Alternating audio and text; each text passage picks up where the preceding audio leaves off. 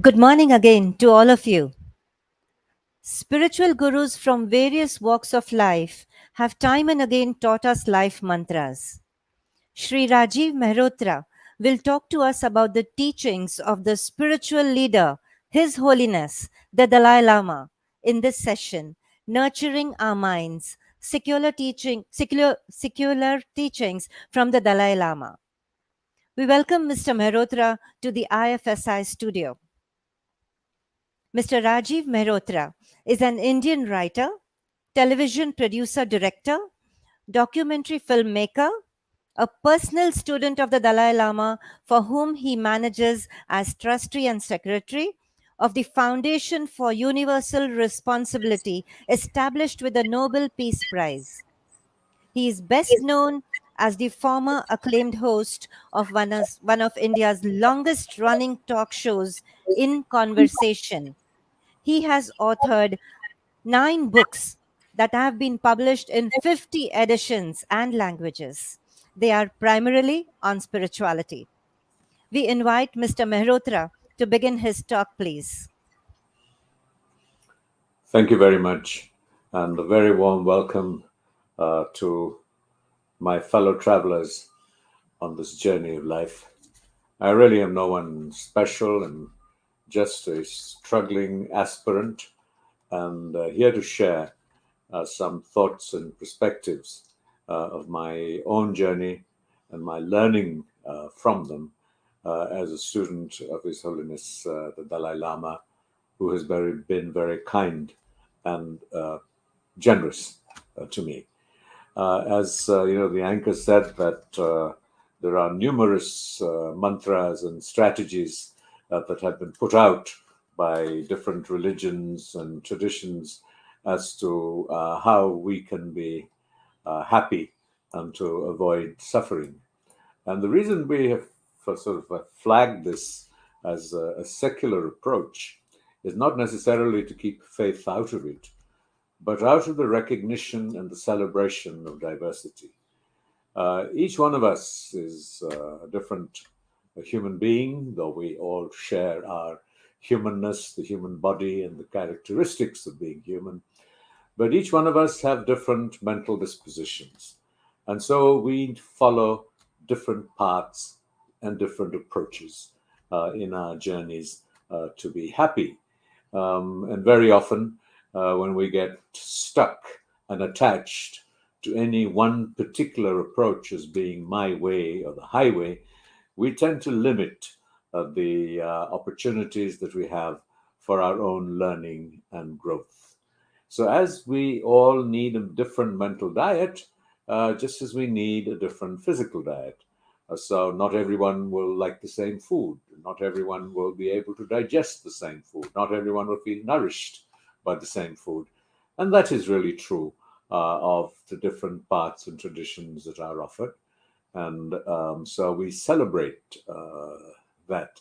And so there are, however, sort of a whole strategy of philosophies and ideas and approaches do not necessarily need to tag on to a particular formal structures, and that they are based on the, I will use the Buddha somewhat reluctantly, but I think it's a very important echo of what his aspiration was in this direction. And so the Buddha said when he was dying and people were weeping and mourning his passage, he said, look, my teachings are not final or the last word. You must subject them to your reason, to your logic, and to your experience. So that in case there is something that does not stand up to these, then you should reject them. And so many great masters, and I think His Holiness the Dalai Lama, also says that and asks that whatever philosophies we follow, whether those that he teaches or others teach, must be subject to our experience. And so he felt that in our sort of journey, as in some ways this is considered the era of reason and science and rationality, as faith fell away or diminished on our planet, we should reach out and start looking for and identifying strategies that did not lock us in to a particular approach, and that it should stand up to our everyday experience, reason, and logic, and something that we might be able to introduce in our communities, in schools, in colleges, in our everyday living, with the hope that they would be more inclusive, and that all people from all traditions might be able to find comfort through them without feeling threatened or feeling superior in either way. And this also really is the essence of our great civilizational heritage, that we have so many within our country.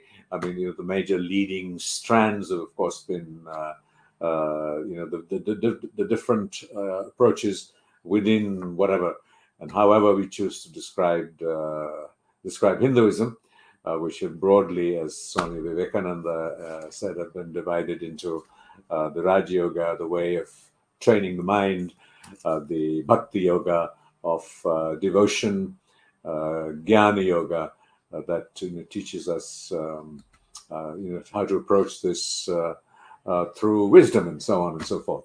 So each one of these responds to different mental dispositions. And the other genius has been that we have looked at both method and wisdom.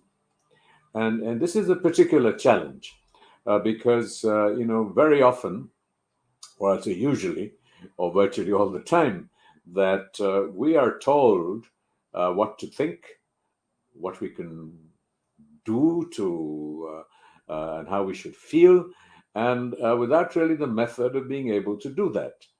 So, for example, someone might say, "Oh, I mean, what is unfolding is Maya. It's all an illusion, and so don't take it seriously."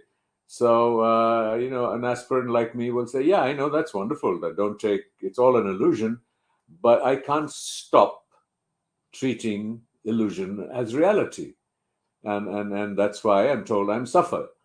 And so, it is so crucial that we look both at wisdom and method, and the process needs to lead to reflexive action, so that when I am confronted by a catalyst or an impetus that causes me to suffer and experience pain and unhappiness, that at that moment, my sort of feelings need to spontaneously arise to, I don't know what, give me comfort, to reassure me. And so this normally goes through a process of, receiving information about the true nature of reality. And, our traditions have argued that we suffer because we do not see, acknowledge, and accept the true nature of reality. And the knowledge of it, and then, of course, the understanding of it. But it is only when understanding translates into realization that it becomes transforming. So you will find numerous self-help books. There will be thousands of people telling us that we should not feel hatred, we should not fear death, and we should embrace all of humanity. But we know all these things, but somehow it doesn't become a part of our internal landscape. And that really is the challenge.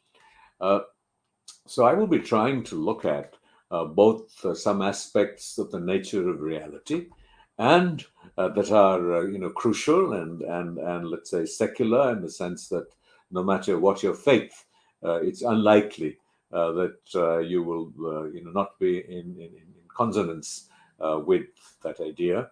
And then some aspects of the method, and also some understanding of human psychology, and a little bit about what we also have a tradition of antidotes, which means that there are specific processes. If we feel jealousy or we feel what we call negative emotions that lead to unhappiness. But I mean, maybe I'll just start at the very beginning and suggest that I think most people would agree that the purpose of life is to seek happiness, and that we all want happiness and we want to avoid suffering. And we've also sort of learned that the external events can affect a person's happiness in the short term, but then our level of happiness, or the lack of it, tends to move back to the baseline soon after the event is. So I might, in the company of friends, or delicious food, or a drink, whichever variety we find of value, will give us a sense of, a sense of high and a sense of fulfillment. Or we go away on a wonderful vacation, and we come back, and then we're back to square one. And so when people also confront sort of sudden and cataclysmic events, such as someone we love deeply dies, or you get a diagnosis of cancer, it takes a long time to recover the previous levels of happiness. And so we know that it needs no specific external conditions that can truly define our enduring sense of happiness.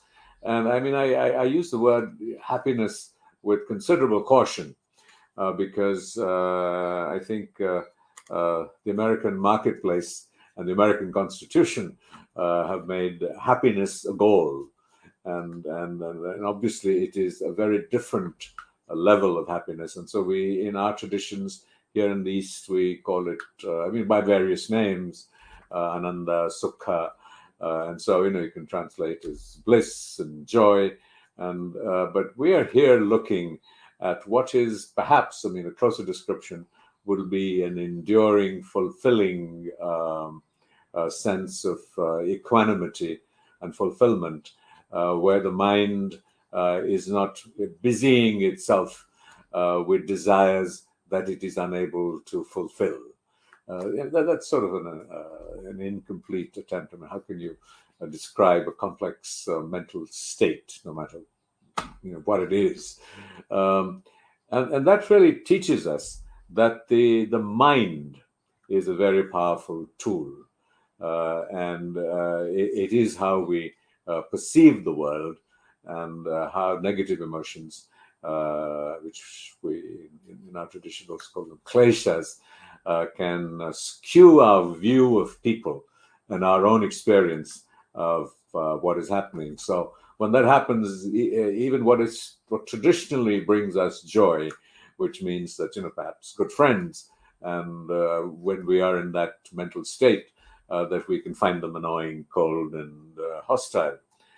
But it is important to recognize that it is possible to systematically train our minds so that we can identify and nurture positive mental states while eliminating or diluting the negative ones. And though it is a slow, gradual process, it can and does bring calmness that allows us to live a happy, joyous life, no matter what the external situation is. I just want to, quote,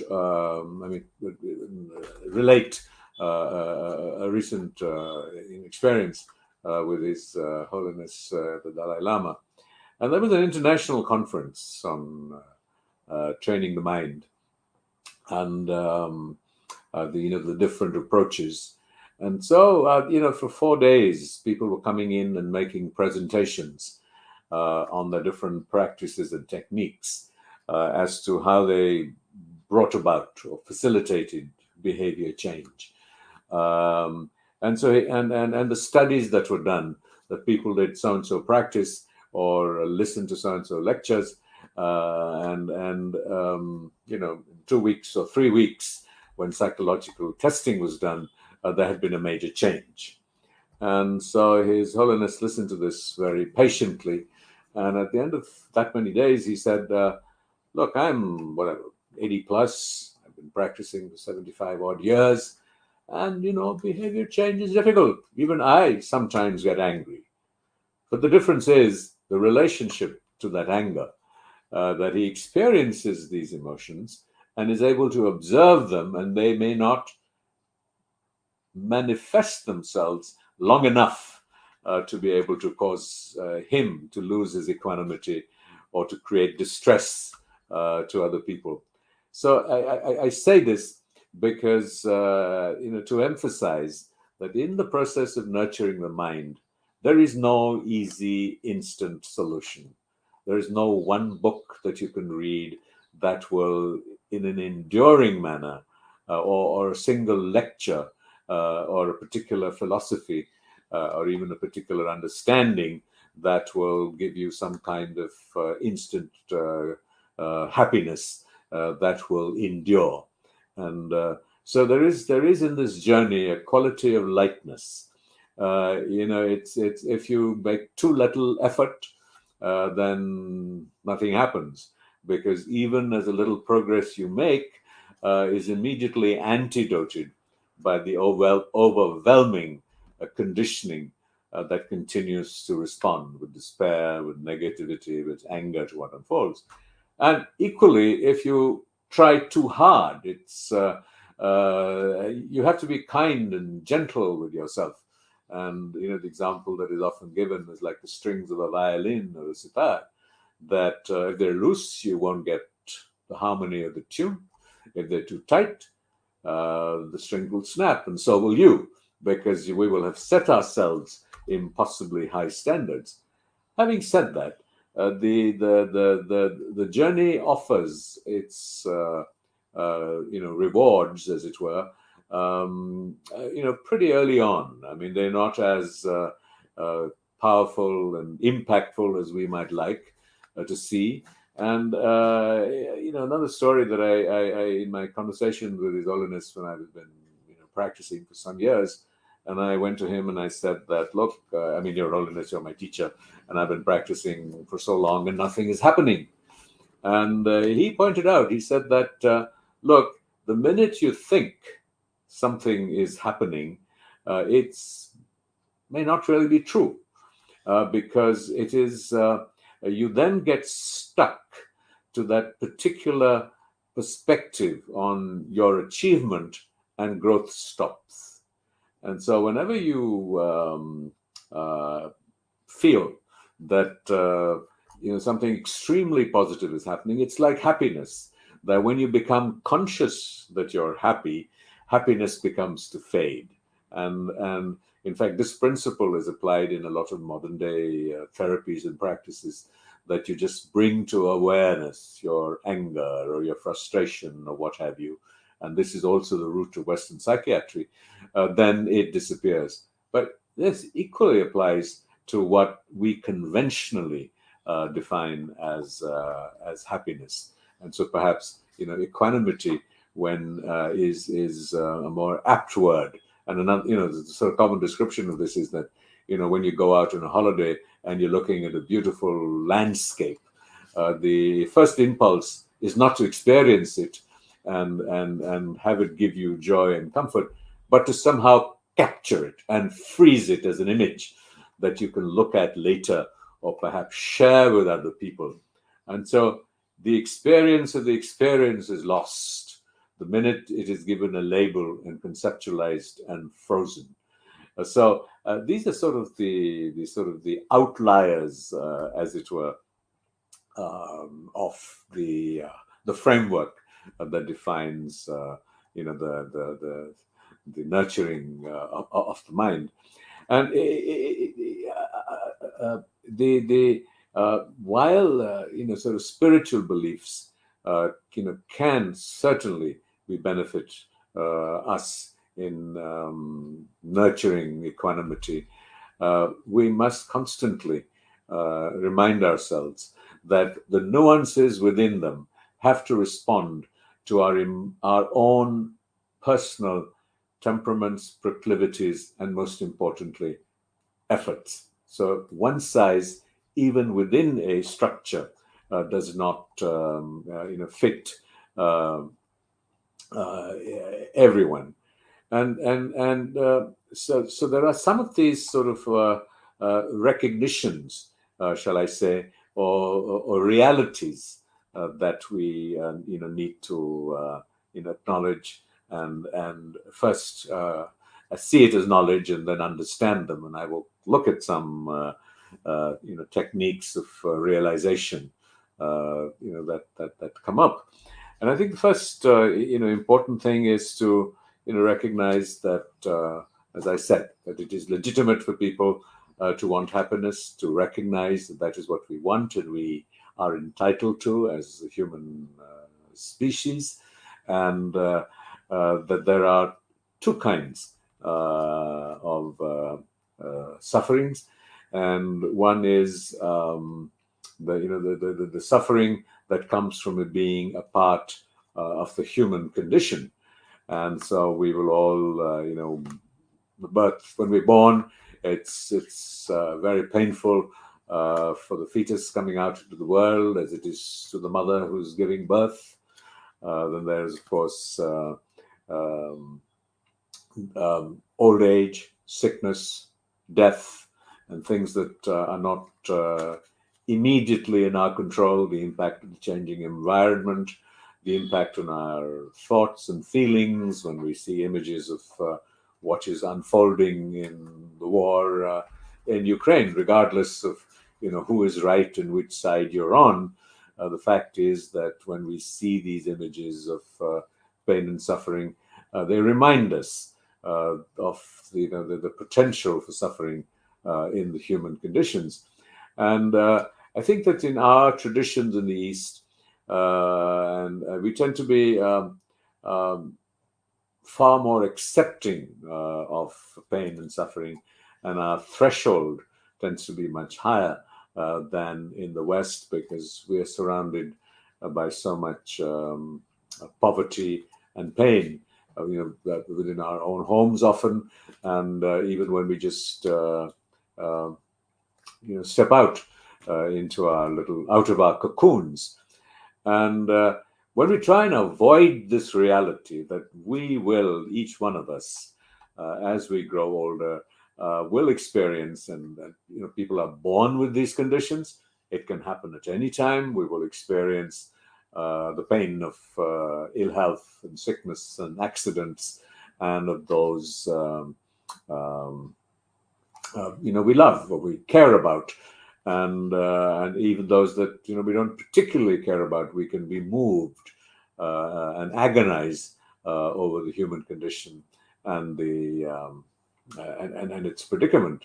And so trying to avoid or ignore that reality is only a very temporary solution. So whether it is us experiencing our pain or the pain of others that impacts us, we can distract ourselves. We can,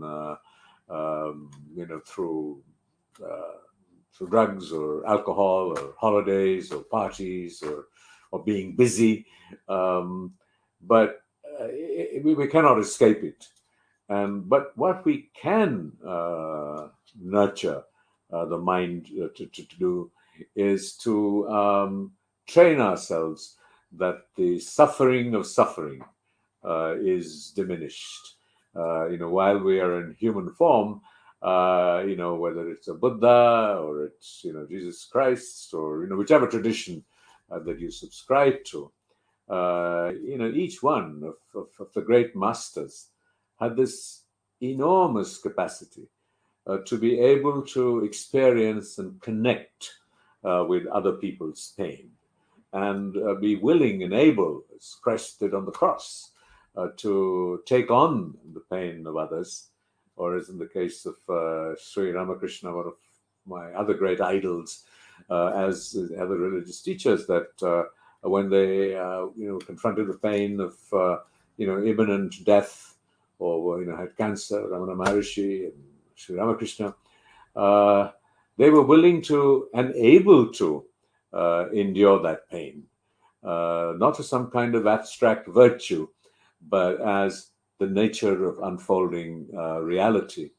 And there is always the risk that when that happens, we feel like victims and immediately ready to blame other people for what happens to us.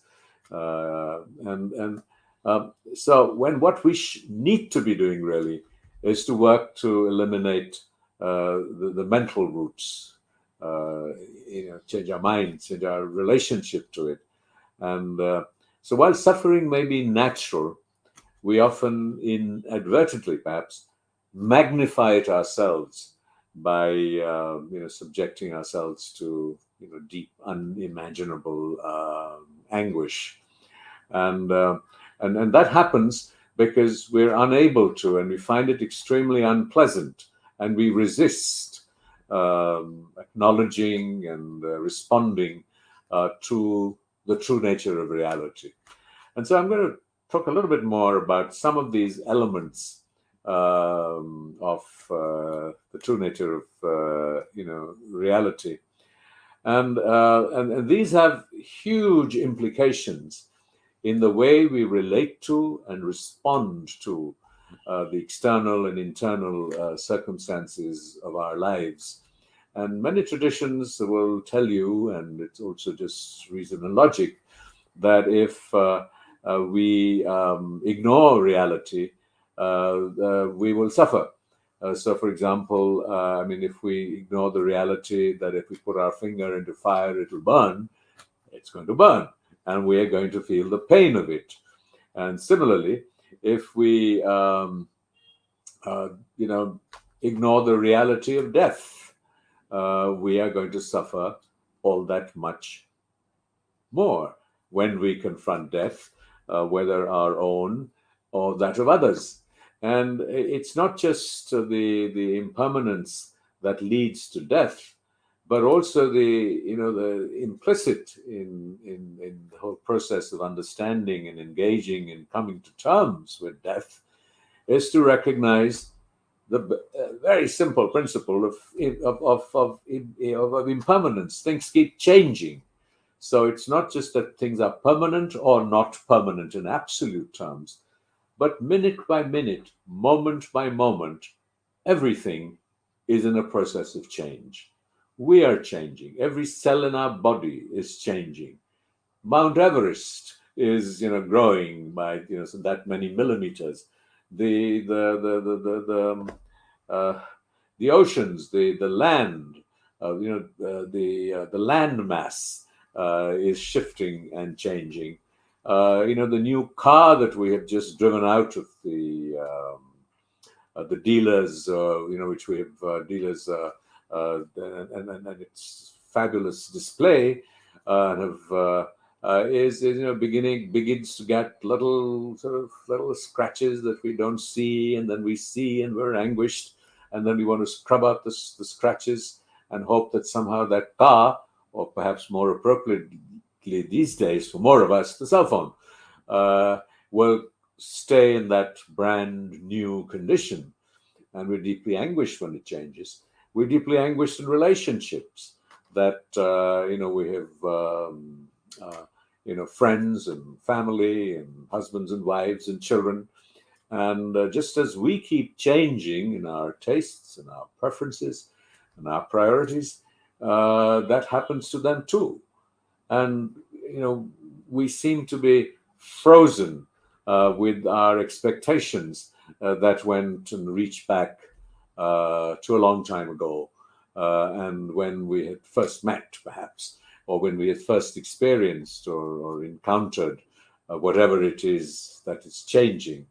So that fundamental recognition that all elements of life, including our minds, are impermanent and subject to change. Now, that's not always necessarily a negative thing. The fact that our minds can change, thank God for that, or we would all eternally be frozen in our fears and pain and our discomforts. So just as it is possible that change is not always negative, a change can be positive, and then that depends on our relationship to change and how we manage change.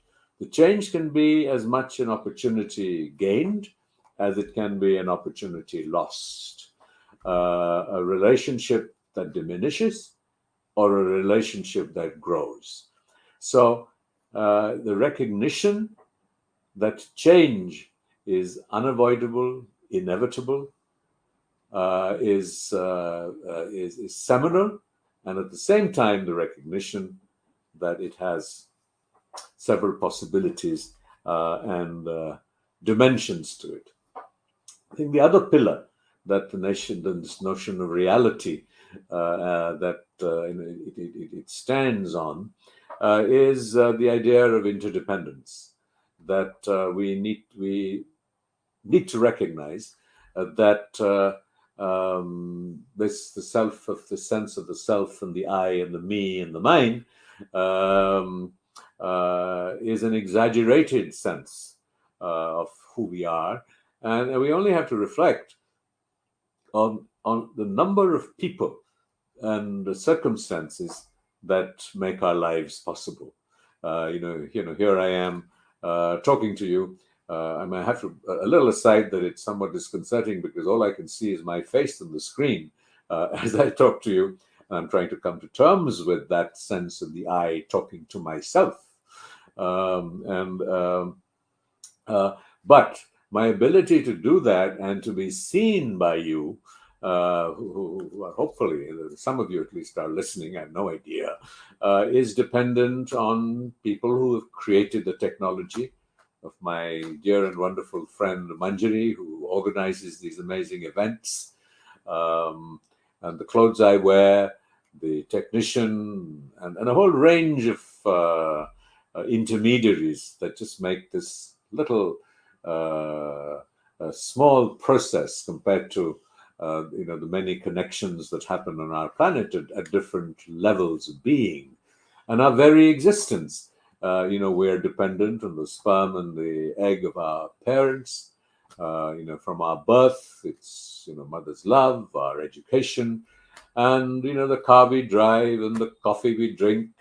If you just think sometimes if you're addicted to coffee, our sense of gratitude to the person who grew the coffee, who processed it, transported it, packaged it, to the coffee distillation machine that produces it.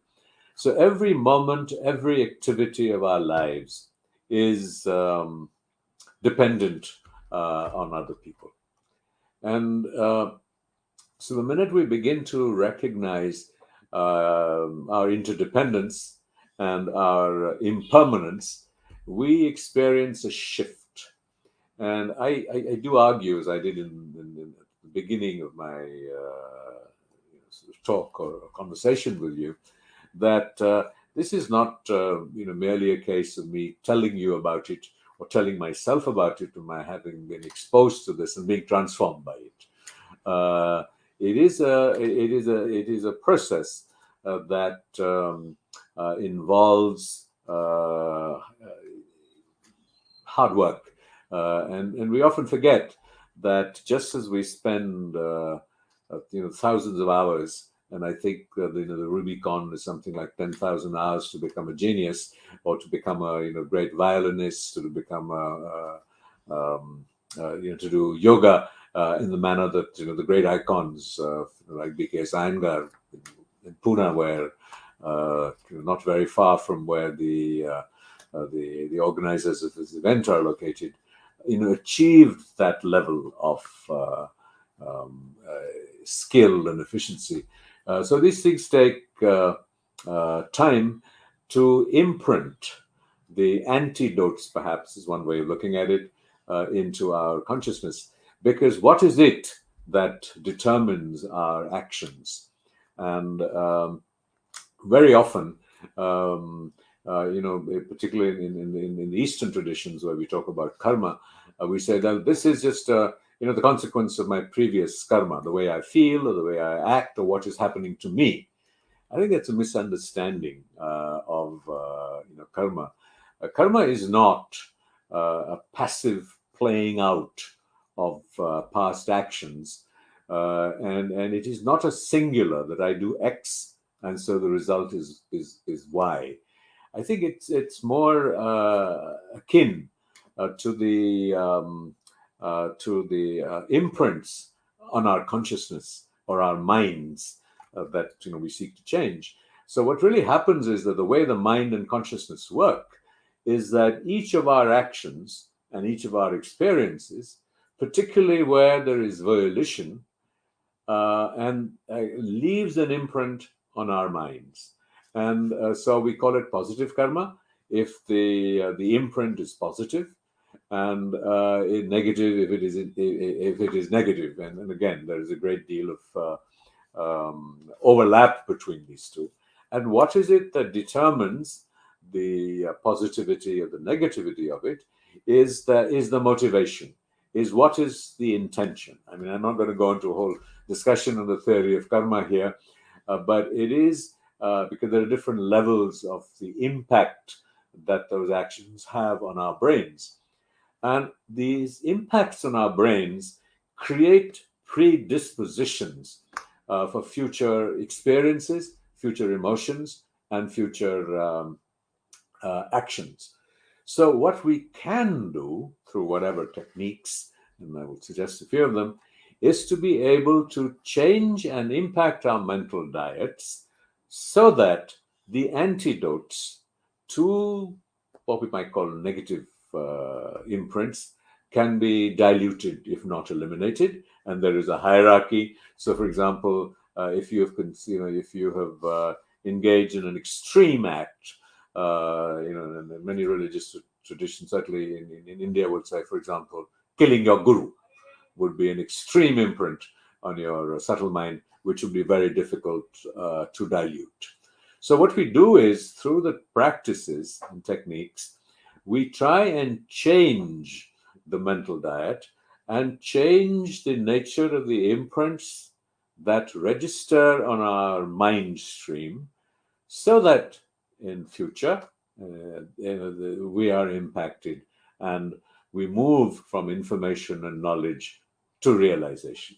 And the reason I say this is a secular process of nurturing the mind, that this really has nothing to do or little to do with formal structures of religion or philosophy. And we don't have to worry too much about whether you believe in a particular god or a particular deity. And it is perfectly compatible with whatever your belief system may be.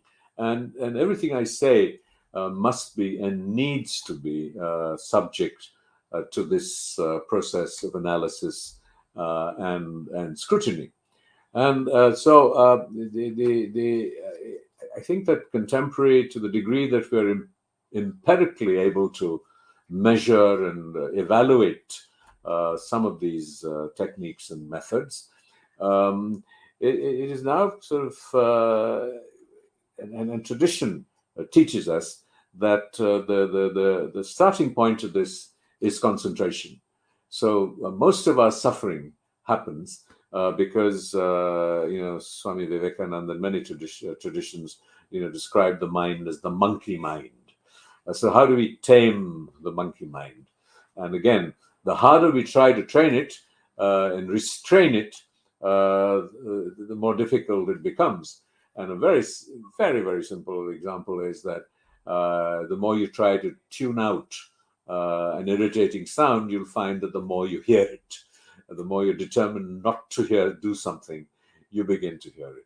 So it involves that subtle play of balance, of letting go and of being aware, which only practice can teach you. I mean, we can teach you till doomsday how to balance yourself on a bicycle, but unless you achieve that through practice and you just end up doing it, and then it becomes spontaneous and reflex, no amount of theorizing is going to be able to teach you to do that, or even swimming. I mean, there are techniques involved which will enable you to swim faster. There are techniques involved that will sort of help you arrive at being able to swim or float or whatever, or even playing a violin or producing great music.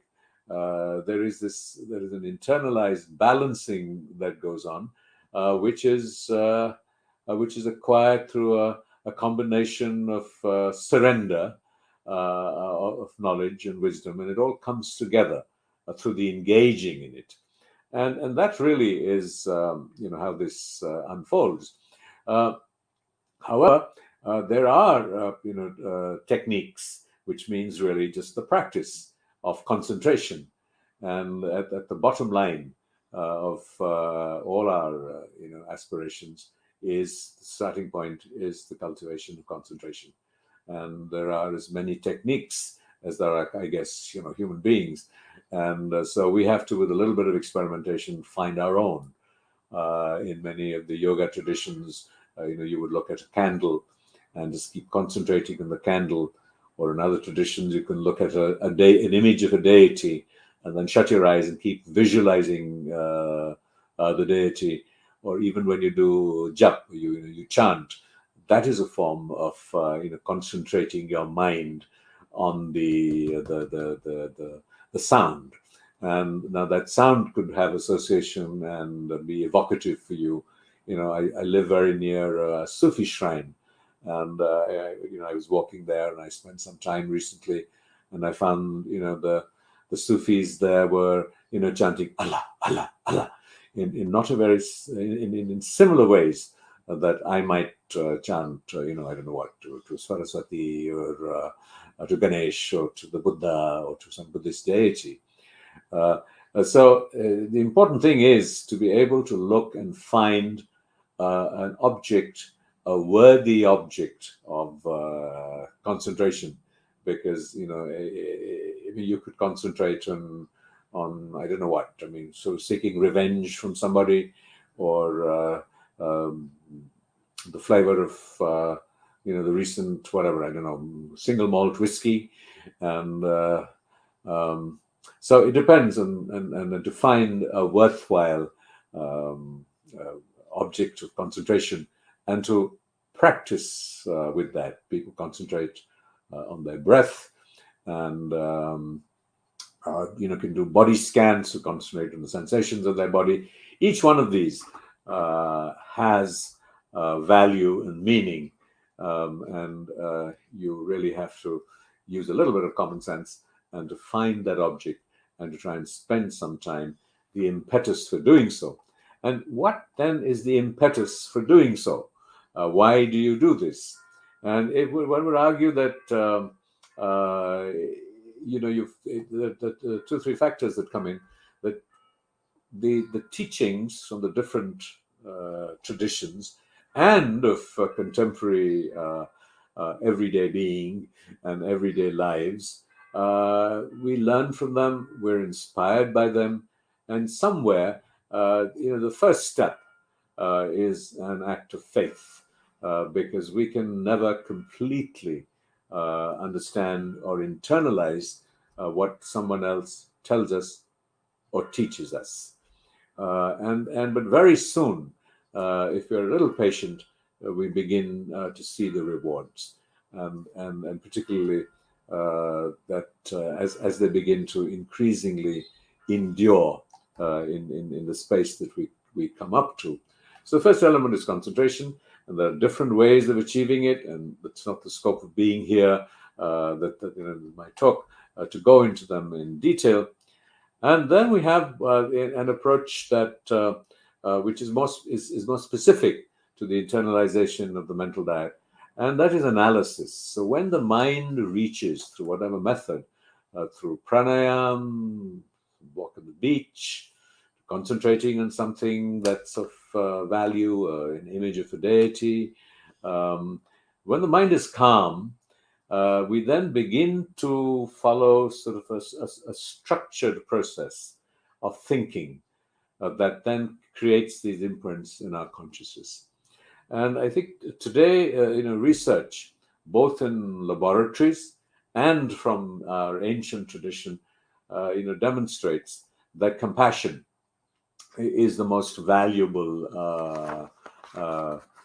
emotion or sensibility that we can cultivate. And it is based on reason and logic, not just because it's goody goody, or virtuous, or will get us brownie points for the gods.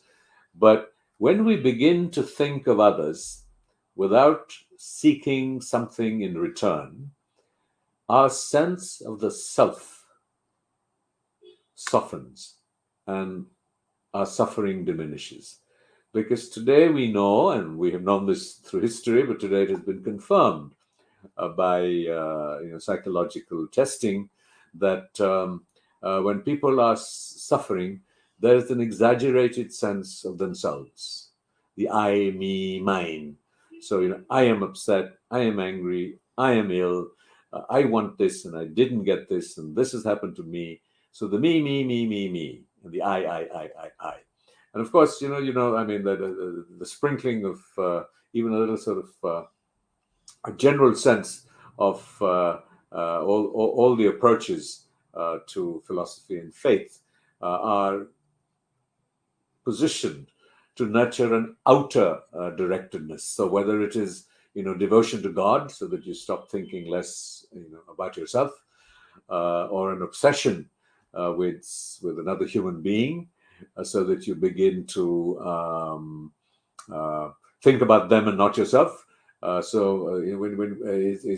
it's temporary, then your suffering diminishes and you feel this great sense of bliss, till that the object of that obsession disappears, or lets you down, or turns back, and is not very kind to you. So the sense of that the I reappears, and so to nurture compassion while contemplating, and to plant these seeds of a universal, a larger compassion for all sentient beings, which mean all beings who are living and who have sensibilities. So that would mean animals, dogs, and human beings, and even the planet that has a certain life to it. And so that softens this sense of the self that suffers. And similarly, as when I was talking about interdependence, is really to recall, when we sit down in this state of relative calm, comfort, and ease, and the mind can focus and concentrate, is to just recount some of the things that I mentioned, and others will come up for you, that look, my life is dependent on so many people, and not just my life of being alive, but my needs, my emotional needs, my needs for mental peace, and even a holiday. So when I go to a holiday, somebody enables me to get to the holiday, the place I stay, somebody who maintains that. So we are infinitely dependent on other people. And so once we begin to reflect on that, it begins to get imprinted on our consciousness. And so it is that effort that generates this. And sometimes if we have, when we're talking about these imprints on our consciousness, these are sort of the generalized, antidotes.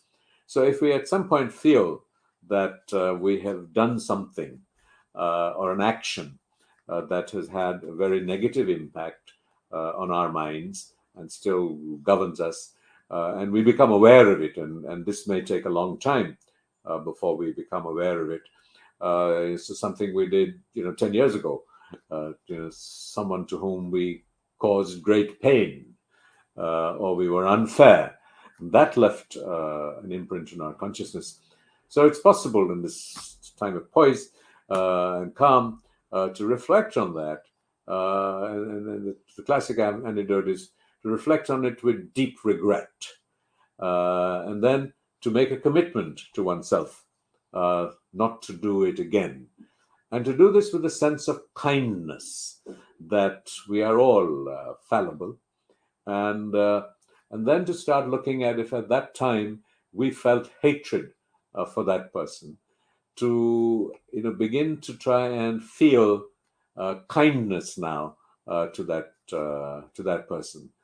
So this is just one example. I mean, if we ever have the space, for workshops and to delve deeper into the specific things that we can do, to antidote these processes that have been unfolding for us. And so compassion is how do I put it? It's also useful to one's self. So it's outer directed, but it's skillful because it also is adding value to who we are.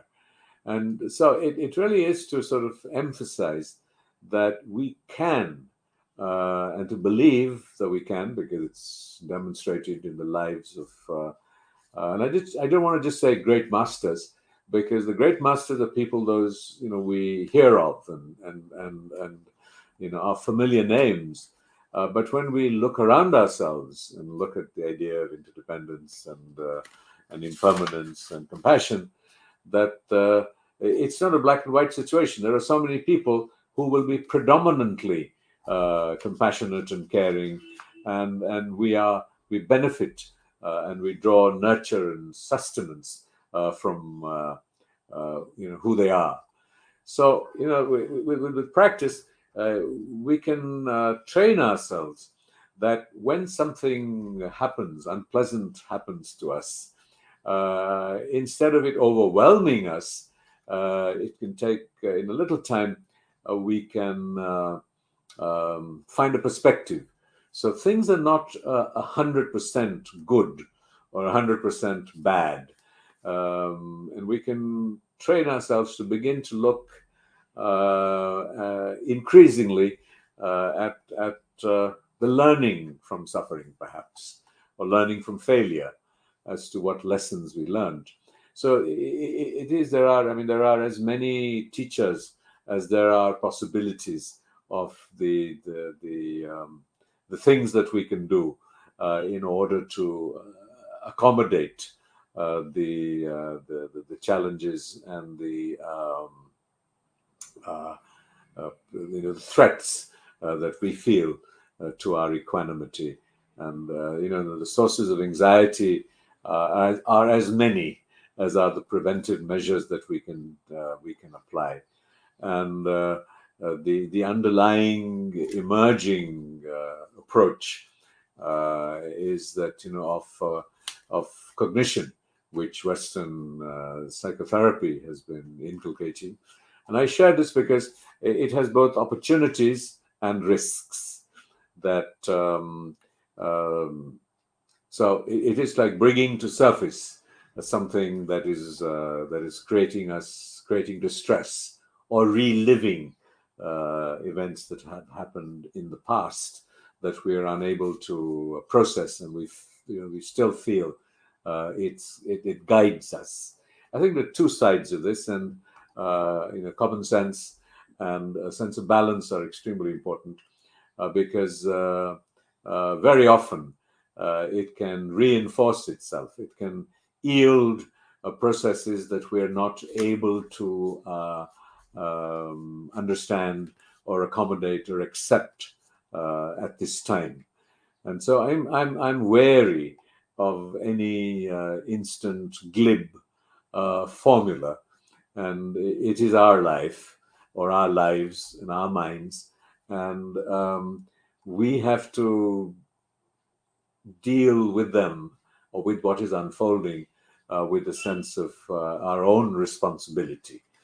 Having said that, I do know, and then that from my own experience and people I have worked with and are friends of mine, in different stages of their own evolution, is the issue that often comes up is of medication. When is a pharmacological intervention necessary? And I know that this is an increasing trend.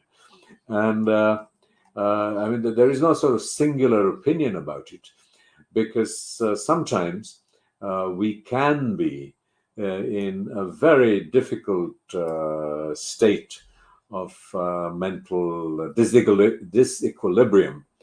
And when a pharmacological intervention done by a caring doctor and physician, I hasten to add, could help us with the window to heal and recover.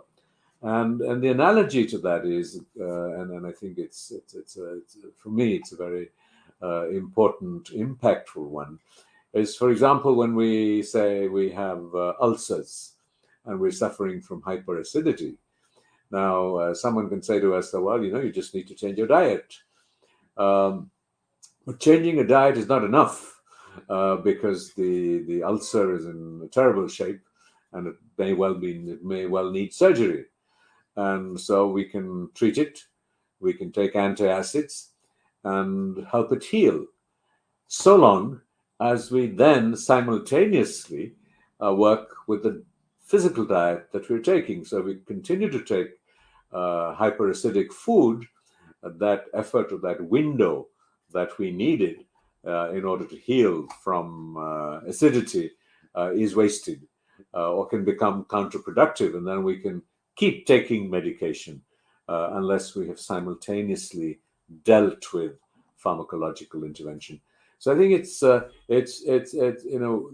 path is to be approached with great kindness to oneself, great humility, and one of the most limiting things that we can do for ourselves and to others and those we love is to present any alternative or strategies, approaches with the certitude that this is the one single and only way. So thank you very much for listening so patiently. I hope that I have made some sense, but talking to you, even though I haven't seen you, has been a wonderful self-reflection for me, and I've been looking at myself, and that hasn't been easy. So thank you very much, and I send out a prayer that your journey of life is one that gives you comfort and awakening and flourishing. Thank you very much for listening so patiently. Thank you. Thank you, sir, for sharing such valuable knowledge with us. And also, thank you for being our IFSI guest.